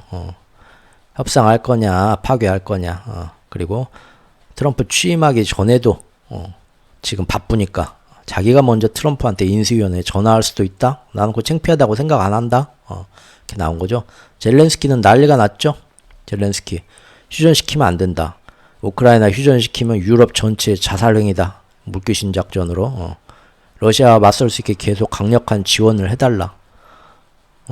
푸틴하고 협상하면 그 다음은 어떡하게 유럽이 평화를 위해서 김정은하고 또 협상할 겁니까? 막 괜히 또 우리나라 끌고 들어가죠. 예. 절박한 건 알겠습니다. 트럼프 지금 인수위원 싱크탱크에서 나오는 휴전안의 대충 초안은 지금 기사를 보니까 현재 전선의 비무장지대 조성하고 우리나라 6.25 때 383하고 똑같습니다. 그러고 이제 푸틴이 이 전쟁을 처음 시작한 이유가 뭡니까? 우리 항상 봤던 우크라이나 나토 가입시킨다고 하고 뭐 지금 젤렌스키가 자기 대통령 되면 나토 가입하겠다고 그러면 전쟁이다. 몇 년 전부터 경고했는데도 그래도 하겠다고 미국 그 세력의 그 사주를 받아서 얘기를 했던 거 아닙니까? 근데 트럼프는 그것도 마스터 플랜, 세력들의 마스터 플랜의 일환이었는데 트럼프는 그거를 우크라이나 나토 가입 안 시키겠다. 최소 20년 유예하겠다. 이렇게 나오잖아요. 그러니까 마스터 플랜을 정면으로 걷어차겠다는 거예요. 그래서 지금 기축통화 세력들이 지금 난리가 났죠. 지금. 이런 얘기 나오고 있습니다. 모든 마스터 플랜 다 뒤집어 엎겠다는 거예요. 자, 이제 러시아 끝났고 유럽 보겠습니다. 유럽이 역시 발 빠릅니다. 제가 항상 그동안 말씀드렸었죠. 이 지금 마스터 플랜에서 사실은 제일 먼저 찍어 누른 거는 우크라이나 전쟁 나오면서 유럽부터 찍어 누른다. 왜? 세계 달러 다음에 2등 통화가 유로화 아닙니까? 그래서 지금 2010년도부터 해가지고 미국 달러의 힘이 계속 약해지면서 전 세계의 외환 보유 포트폴리오가 바뀌면서 유로화가 점점 늘어나고 있었거든요. 그래서 앞으로 다시 유럽도 사실 준비 엄청나게 했거든요. 자기들 해가지고 예전부터 이렇게 앞으로 이제 러시아나 중국이 금 모았던 것처럼 유럽도 뒷구멍으로 금 많이 모았고요. 자기들끼리 어떻게 유로화를 미국의 다음번 기축통화 다시 2차 대전 때 뺏겼던 걸 어떻게 갖고 올까 해가지고 자기들도 그때 준비를 많이 했었어요. 근데 그 모든 게 우크라이나 전쟁 일부러 터뜨리면서 이걸로 인해 갖고 전 세계 이제 그 이념 진영 논리로 엄청나게 여론 선동하면서 러시아하고 뭐 어떻게 뭐 다각 외교를 하는 애들은 전부 다 빨갱이로 몰아가지고 유럽에서 모든 친미파가 다 득세하게 만들었죠. 그래서 그때 우리 슈퍼마리오 브라더스라고 해가지고 프랑스의 마크롱하고 독일의 숄츠가 자기들끼리 유럽을 이끌고 우리끼리 또 다른 제3세력이 돼서 미국과 중국 사이에서 양다리를 걸치면서 다음번 패권 뭘 노려보자 하는 것도 결국은 그 이념 진영 논리로 해갖고 다 잡아 족치는 거 예전 영상에서 다 추억이네요. 그래서 제가 항상 말씀드렸던 게 패권이 조금 약해지면 유럽은 최고의 우방이지만 언제든 제일 먼저 뒤에 와서 등에다 칼을 꼽을 거다. 제가 항상 말씀드렸죠. 정말로 이번에 나왔습니다. 엊그저께. 트럼프 대통령 당선되고 하루 만에 정말 이렇게 진짜 발빠르죠. 무슨 얘기냐면요. 지금 이 젤렌스키가 사람들 앞에 나와가지고 이러면 안 된다 막 얘기한 이 자리가 뭐냐면 유럽에서 긴급 회의가 열렸어요. 유로에서 긴급 회의가 원래 있던 게 아닌데 누군가가 발의를 해갖고 긴급 회의를 열자. 회원국 중에 한 명이 발의를 해가지고 긴급 회의가 열리고 그 자리에 지금 젤렌스키도 와가지고 절대 휴전은 안 됩니다. 도와주십시오 한 거고요. 근데 이 자리가 누가 지금 이 자리를 열었냐면 헝가리 총리가 소집을 했는데 이 헝가리 총리가 예전부터 반미 성향으로서 유럽의 자주 국방과 자주 자강을 외치면서 미국 시다바리만 하지 말고 유럽 여기 얘네들이 진짜 유럽의 보수 우익이죠. 다른 그 외부 세력의 힘을 받지 않고 우리만의 힘으로 하자. 괜히 남의 나라에 이렇게 끼어들지 말자 해서 그 중에 그 한 명이었던 그 헝가리가 그래서 헝가리는 예전부터 우크라이나 지원도 꾸준히 반대를 해왔습니다. 유럽 의회 안에서. 그 헝가리 총리가 바로 트럼프 됐다니까 그 다음날 긴급 총회 합시다 하고 발의를 한 거예요. 그리고 거기에 이제 지금 나토 수장도 갔겠죠. 나토 사무총장. 나토 사무총장은 원래부터 친미파의 대표적인 인물이었고 그리고 이번에 새로 몇 달 전에 이번 그 마스터 플랜 B 가동하면서 새롭게 지금 그 교체된 나토의 신임 수장이 10월부터 지금 들어온 애는 예전보다 훨씬 더 친미파고 훨씬 더 푸틴 요구하고는 반대로 해갖고 우리가 전쟁 힘으로 이겨야 된다 하는 별명이 푸틴 저격수인 사람으로 바뀌었죠. 그러니까 이날 회의를 보면은 이 나토 사무총장이나 이 친미파의 어떤 그 세력들은 나와가지고 앞으로 지금 트럼프가 되든 뭘 하든 우리가 우크라이나 계속 도와줘야 되고 지원해주고 잘해보자. 여기서 흔들리면 안 된다. 예전 세력 마스터 플랜 했던 대로 가자 하는 애들이고 이 회의를 소집한 헝가리 총리는 나와서 언제까지 미국 하자는 대로 할 거야. 우리 미래는 우리가 결정하자. 우크라이나 지원 사실은 우크라이나 지원도 이제 당장은 분위기가 그러니까 말 못하겠지만 앞으로 시간이 지나면서 굳이 이렇게까지 해줘야 되냐? 트럼프가 이제 휴전 얘기 꺼내면 얘도 이제 거기다 한 발 얹겠죠. 그 트럼프는 우리 유럽하고 그렇게 통상마찰 무역 관세 전쟁 한다고 하지 않냐. 근데 계속 미국 편만 들을래? 미국이 하라는 대로 중국하고 관세 전쟁 할래? 지금 유연하게 대처하자. 그런 얘기 하려고 지금 트럼프 당선된 지 하루 만에 소집을 한 거죠. 그럼 이 안에서 지금 또 누가 지금 제일 목에 핏대를 세우면서 지금이 바로 내가 나설 때다 하고 나와가지고 우리 유럽만의 힘을 찾자. 미국하고 들러붙지 말고 했던 애가 누구겠습니까? 그렇죠. 제 채널에서 아주 오래전부터 아주 중요하게 다뤘던 바로 프랑스의 마크롱이겠죠. 실제로 이날 기사를 보면 마크롱이 앞에 나와가지고 진짜 드디어 내가 나설 때다 해갖고 난리를 쳤습니다. 지금 이렇게 가면 유럽도 바로 한 달, 두 달 안에 그동안의 세력들이 진행시키던 마스터 플랜에서 완전히 돌아서고 트럼프를 지금 대비하면서 자기들끼리 살자 하면서 지금 완전 달러 패권 다극화가 이루어진다는 겁니다. 야, 지금 세력들 지금 어떻게 될까요? 저는 이대로 넘어가면 다행인데 뭔가 한번 일을 터뜨리지 않을까 그래서 지금 겁내고 있습니다. 왜냐하면 시간이 가면서 트럼프가 진짜 모든 권력을 잡게 되면 세력들도 지들도 방법이 없어요. 가네들이 뭐 일을 뭐 추진하면서 뭐 할 때는 자기들 말 듣는 정치인들이 많아야 그게 가능한 거지. 그 정치인들도 전부 다 트럼프나 이런 데다가 다 줄 서고 또 유럽 내 친미파 정치인들도 힘이 약해지게 되면 그러면 자기들이 마스터 플랜 진행하려고 해도 그걸 맡아서 진행할 애들이 없어지거든요. 그러니까 이거 지금 골치 아픈 거죠. 크게 위협받는데 이게 굉장히 지금 거셉니다. 당선된 지 하루 이틀도 안 돼서 벌써부터 사방에서 이런 숨어있던 반미 어떤 자주자강 이런 움직임들이 나오고 있죠.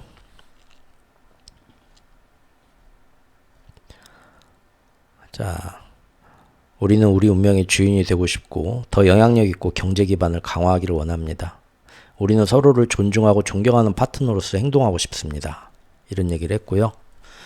트럼프 당선 직후 모인 유럽 정상 우리나라 뉴스에서 나오기는 그래도 서방 국가가 흔들리지 말고 우크라이나에 대해서 계속 트럼프는 휴전시킨다 해서 우리가 인도적으로 계속 자유, 민주, 평화, 수호를 위해서 지원을 해주자 해서 유럽 뭐 자강 뭐 그런 식으로 뉴스들이 슬쩍 나오는데 실제 기사들을 여러 개 찾아서 쭉 보시면 사실 이 안에서 이날 싸운 겁니다. 아까 얘기한 그동안 유럽 의회 전체를 꽉 잡고 있던 친미파들하고 그동안 숨죽이며 있던 유럽 민족 자주자강파들이 헝가리 총리가 이 회의 총리 소집하면서 나와가지고 이 안에서 언제까지 미국 말만 들으려면서 지금 서로 정치권들 두 개가 지금 세력 다툼이 바로 지금 붙은 거예요.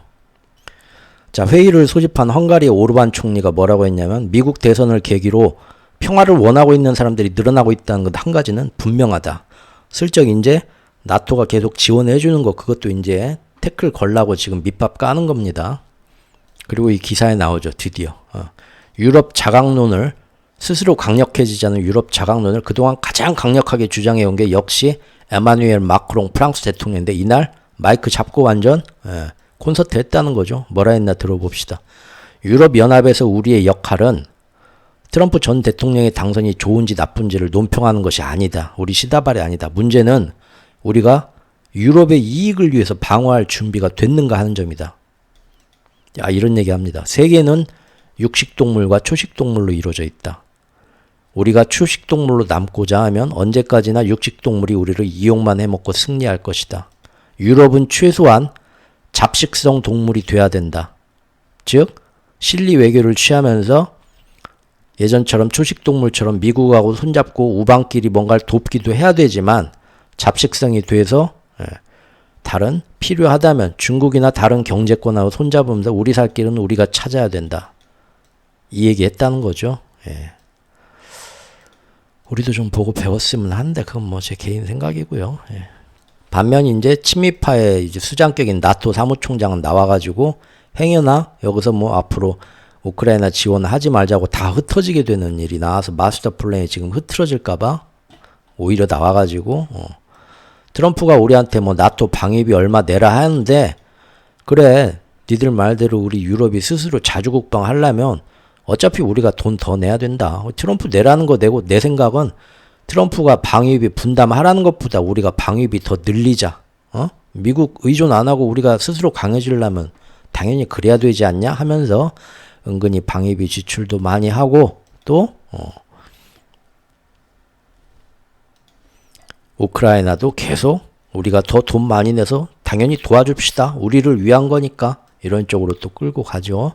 젤렌스키 대통령 나와가지고 아까 얘기한 것처럼 휴전하면 안 됩니다. 막 난리를 쳤다고 하고요. 자, 독일은 어땠을까요? 예전에 슈퍼마리오 브라더스 재밌게 봤었는데 독일은 예전에 잠시 마크롱하고 직접 막 비행기로 내각이 건너와갖고 연정 분위기까지 내면서 미국 눈치 보지 말고 지금처럼 잡식성 동물이 돼서 실리 외교를 하면서 이번 기축통화 패권기에 다음번 유로화가 기축통화가 될 수 있도록 뭘 해보자 하면서 유럽 자주자강을 꾀했던 게 프랑스의 마크롱이었고 독일의 숄츠도 그럽시다 하고 둘이 손잡았었죠. 그래서 제가 슈퍼마리오 브라더스라고 그때 영상을 글을 썼었는데, 근데 그 이후에 잘 안 됐죠. 왜냐하면 독일 내 친미파 공세가 너무 심했죠. 또 독일 국민들도 그 당시 다 나와서 우크라이나 지원해야지 뭔 실리외교 중국하고 손잡아 저런 빨갱이 해가지고 연정 그 내각에서 엄청나게 숄츠 총리 공격을 당하고 테러도 당합니다. 그때 기사 보였는데 연설하고 있는데 막 단체들이 와서 막 페인트 뿌리고 막 물러나라 막 빨갱이 하고 엄청나게 욕먹었었어요.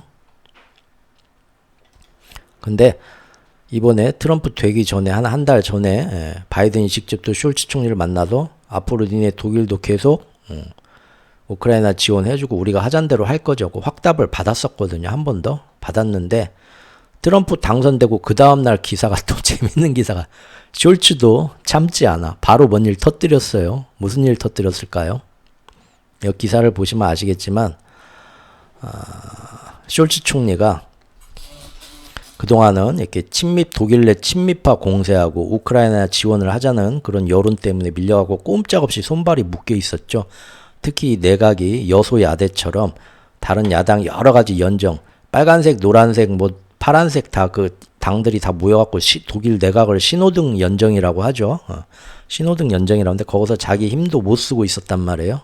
근데 기사가 딱 나왔는데 트럼프 당선되고 나서 바로 폭탄 선언을 합니다. 독일의 숄츠 총리가. 뭐라고 하냐면, 나 신호등 연정 지금 막 독일이 맨날 경제가 침체다고 힘들다고 하는데 내가 뭔 경제 정책을 하자고만 하면은 저놈들이 다 반대하고 막 발목 잡아서 도저히 내가 참다 못 참겠다. 더러워서 못 해먹겠다. 나 저기 못하겠다. 그래서 대통령한테 얘기해서, 이제 내각제는 대통령하고 총리가 따로 있죠. 총리가 사실상 실권자인데 대통령한테 얘기해가지고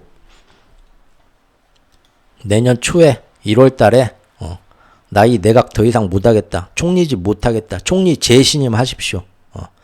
나 말고 새로운 총리를 뽑으시거나 새로운 총리를 뽑는 그 투표를 하시거나 그래갖고 만약에 내가 이기면 이 내각 다 해산하고 새로 내각 짭시다. 판을 새로 뒤집겠다 이거죠. 친미파들만 지금 모여갖고 꼼짝 못하는 판을 들어서 못해먹겠다, 나 힘들어 못하겠다 하면서 지금 던지는 거예요. 그 얼마 전에 그 금년에 영국의 그 수낙 총리가 갑자기 조기 총선에 승부수를 던져가지고 그렇게 해갖고 자기는 쫓겨났죠. 그래서 지금 노동당에 들어왔죠. 근데 숄츠도 똑같은 승부수를 어제 던졌습니다. 이 얘기는 지금 앞으로 지금 독일에서 자강 어떤 그 독일만의 그런 미래를 보고 미국 시다바리만 되는 게 아니라 다각적 실리적 외교를 하려고 해도 지금 독일 내각에 너무나 자기 생각과 다르면서 발목 잡는 애들이 너무 많다는 거죠. 이 내각을 뒤집겠다고 승부수를 던진 거고, 그게 지금 트럼프 당선되자마자 들고 나와서 내년 1월에 총리 신임 투표하자 제안을 한 겁니다. 트럼프가 이제 취임하는 그때에 맞춰서, 그렇죠? 벌써부터 그러니까 그동안 참고 숨어있던 모든 그 자주자강파들, 다각적 실리적 외교를 해야 되는데 미국 말만 들으면서 우리가 수렁으로 빠지고 있구나 하면서, 사실 이런 사람들이 유럽에선 진정한 보수죠. 자기 나라의 그 민족의 이익부터 지금 생각하는 이런 애들이 지금 바로 그 다음 날부터 지금 보신 것처럼 트럼프 당선된 그 다음 날부터 헝가리 총리, 트럼프의 그다음에 프랑스의 마크롱 대통령, 독일의 숄츠 총리까지 한 발로 나왔습니다. 진짜 빠르죠. 마스터 플랜 이거 다 망가질 것 같은데요. 이러면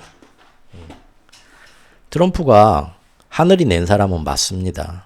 우리가 보면은 세상 일이 꼭 나한테 선인이 귀인이 와서 내 일을 도와주는 게 아니죠. 그 당시에는 정말 이런 일이 나한테 왜 일어났을까 하늘을 원망하지만 시간이 지나고 보면 그것 때문에 내가 이 방향으로 가야지 했던 게 뜻하지 않게 억지로 막 대세에 밀려갖고 다른 방향으로 갑자기 자기도 저항할 수 없는 그런 어떤 흐름이 나오면서 인생의 방향이 바뀐데, 나중에 지나고 보면 그것 때문에 항상 자기가 마음속으로 나는 나중에 이런 모습이 돼야지 하는 그 길로 나아가는 거, 그냥 안전한 그 경로에서 쭉 내 생각대로 계획했으면 언제 이루어질지도 몰랐을 그것이 정말 그런 격동기를 거치면서 오히려 더 좋은 기회가 된 일이 사실은 거의 대부분이죠. 그래서 모든 실패는 사실 성공의 어머니죠, 진짜로. 그 실패가 그때는 실패 같지만 아닙니다. 성공을 가기 위해서 꼭 짚어나가야 할 그 단계였어요. 꼭 필요한. 근데 그 당시에는 자기는 실패라고 두려워했던 거죠.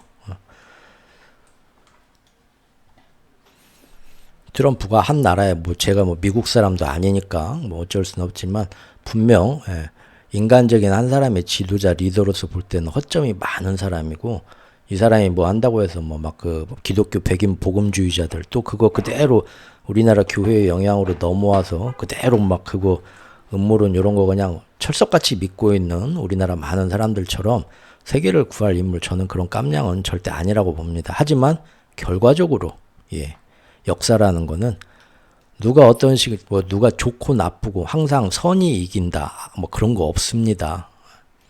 지금 이걸로 인해서 어쨌든 그 견고했던 마스터 플랜은 흔들리기 시작했고, 결과적으로 이것 때문에 어떤 미래가 올지 모르지만 미국의 달러 패권이나 이 마스터 플랜 이것이 크게 흔들리게 되는 계기는 일단은 지금 시행이 되고 있네요.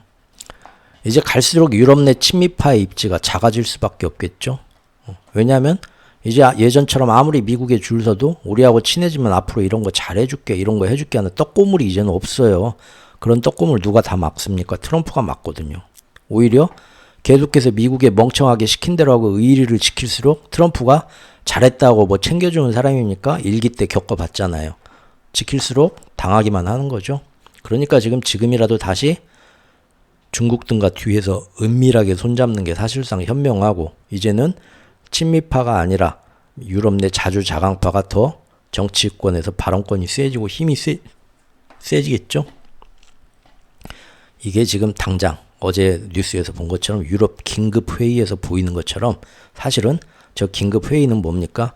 유럽 내 친미파하고 자주파 간에 바로 정치 권력 싸움 시작된 겁니다. 지금 누가 지금 헤게모니를 잡을 거냐 하고, 자주파가 그동안 뺏겨왔던 정치 국정 드라이브의 운전대를 다시 자기네들이 잡겠다고 일단 정치 싸움을 걸고 나선 겁니다. 지금.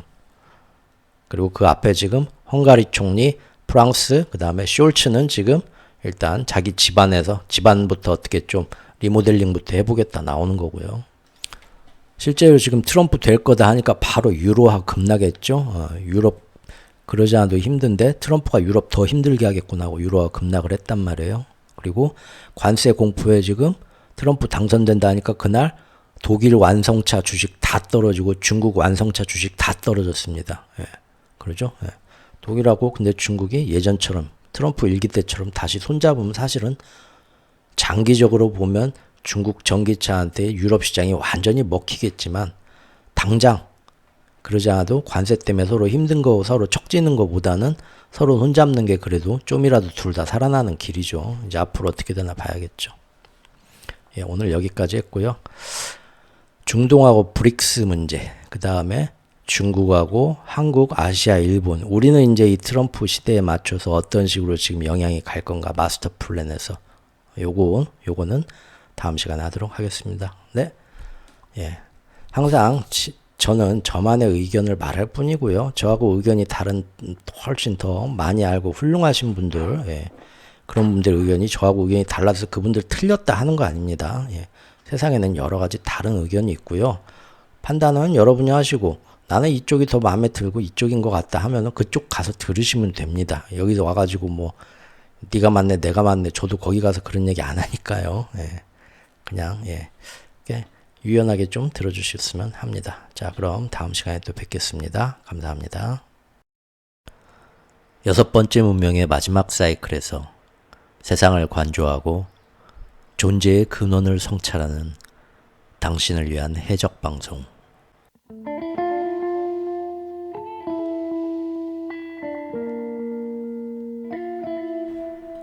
최후의 오크의 경제 이야기.